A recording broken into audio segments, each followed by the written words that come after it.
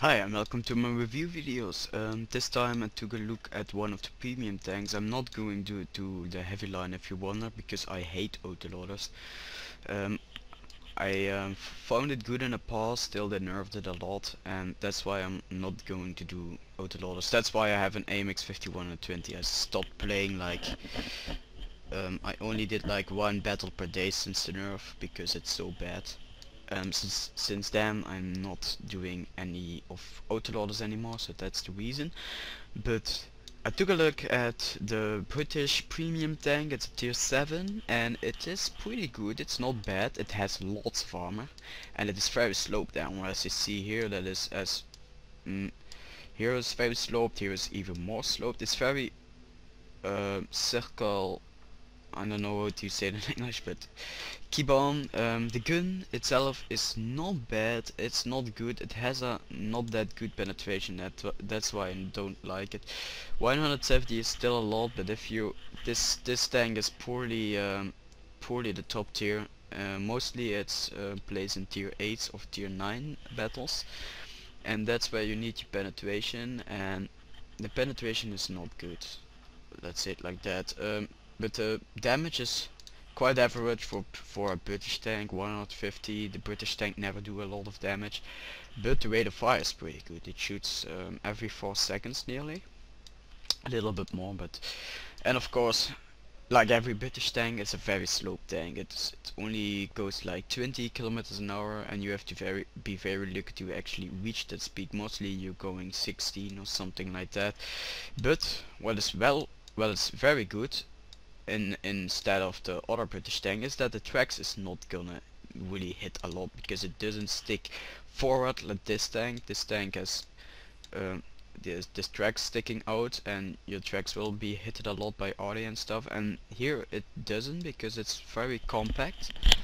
And it's also pretty difficult to hit from the sides, because it has 150 millimeters armor there and 100 in the back, and people actually will bounce off here. I had a ELC like hugging my back, and I didn't even notice that he was shooting me because he was bouncing on my plate here. But for the weak spots are here, here, here and here. It has pretty lots of weak spots, but if you're far away from a tank, they will not hit it, or they will poorly hit it. And also what's very good about this cannon is the accuracy. The accuracy is 0.32, that it's one of the best sniping guns in the game. But further on, what to use for modules is, I think, plus 25% repair speed. Of course it's a tank destroyer, so toolbox, you will always need that. Plus 10% to aiming speeds, because it shoots so fast, you're gonna need the aiming speed. Same goes to camouflage, and that of course is a tank destroyer. But the worst thing you can use is minus 10% to load time or wet ammo rack. Your ammo rack is not gonna hit a lot, because this tank is big as shit, and there can be 6 crew members in. So you're not gonna need that. Maybe large spyliner maybe, because it's such a big tank. It's very large from left to right. Know more about this is maybe we'll jump immediately into the crew skills. The crew skills you want to use is repair, camouflage, of course camouflage because it's a tank destroyer, maybe sixth sense, but maybe eagle eye. You're better off with eagle eye, I think. Recon, not gonna use that, and maybe mentor, but that's it. Here you can use armor maybe, but my gun isn't knocked out yet. It is knocked out, but I have repaired it immediately with a repair kit because it's test server and you have money enough. Deadeye maybe, because you shoot so fast and you can actually do some critical damage with that fast shooting gun. Yeah, of course not snapshot. Firefighting maybe, and that's the one did here. Clutch braking of course is a tank destroyer, and it goes to left to right, and then the, what do you call it, the traverse speed. The traverse speed of the tracks is not that good. It's very slow. And it's a very large tank and very heavy, so you're gonna need clutch braking. Maybe controlled impact for in case of scouts ramming into you, like that ELC what I got. Smooth, what? No. That's the one did here. Maybe only clutch braking. Use the rest for the driver for repair and camouflage kills. Extended viewing, no. Maybe you can use this one because as a tank destroyer you want to be not on the back, not on the front, you want to be in your team, in the group. So that's why relaying is better off for you and for your team. And maybe extended signal range also, but that's the one did.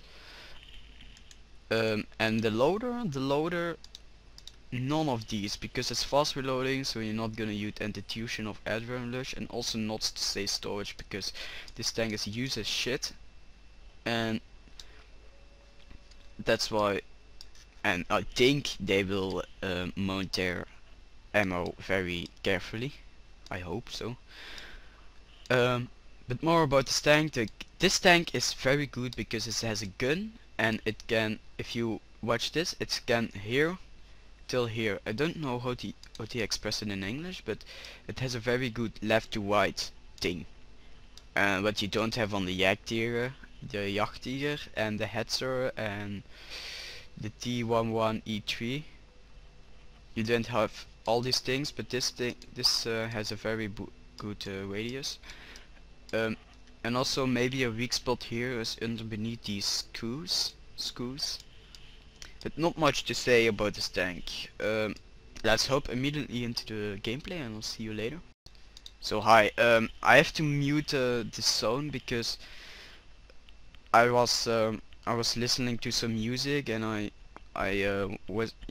didn't remember that I was recording, and if I put up the viewing for half a minute I will get copyrighted by YouTube, so sorry for the mute. I will not do it again in the next test server.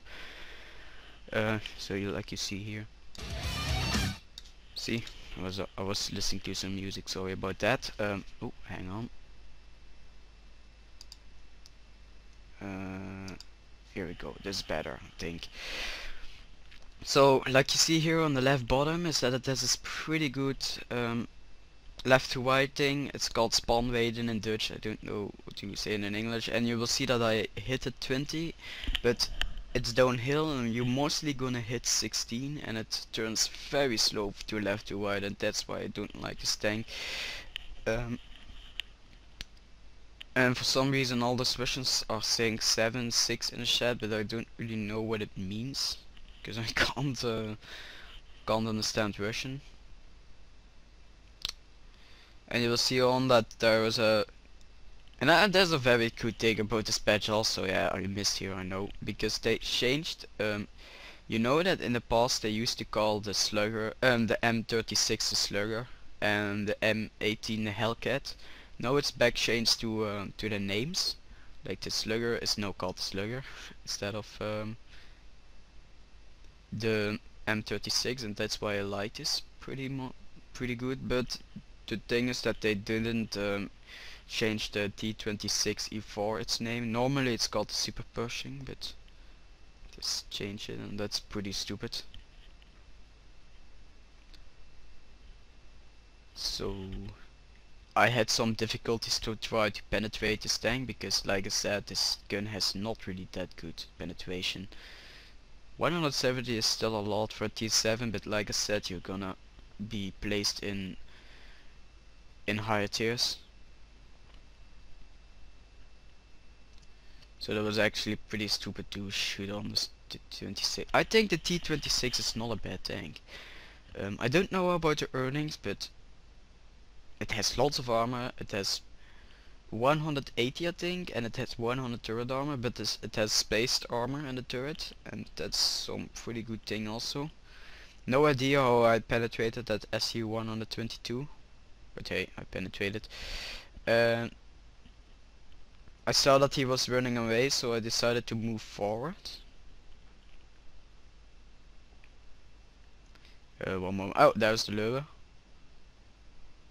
The Lure is pretty... I think the Pleuren is not that good tank for the money.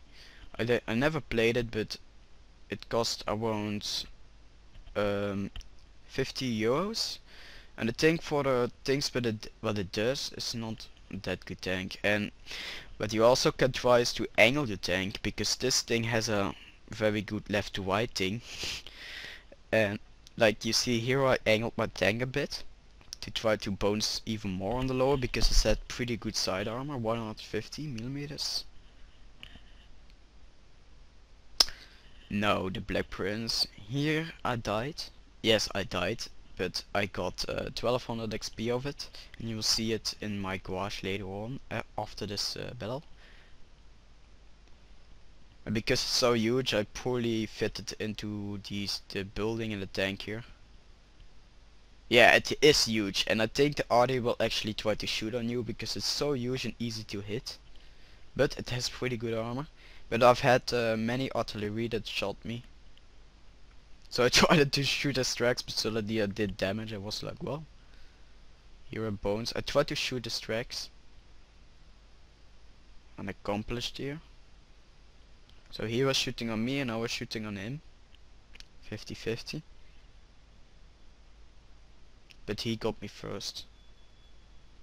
And there it goes. So I will see you in the garage later on.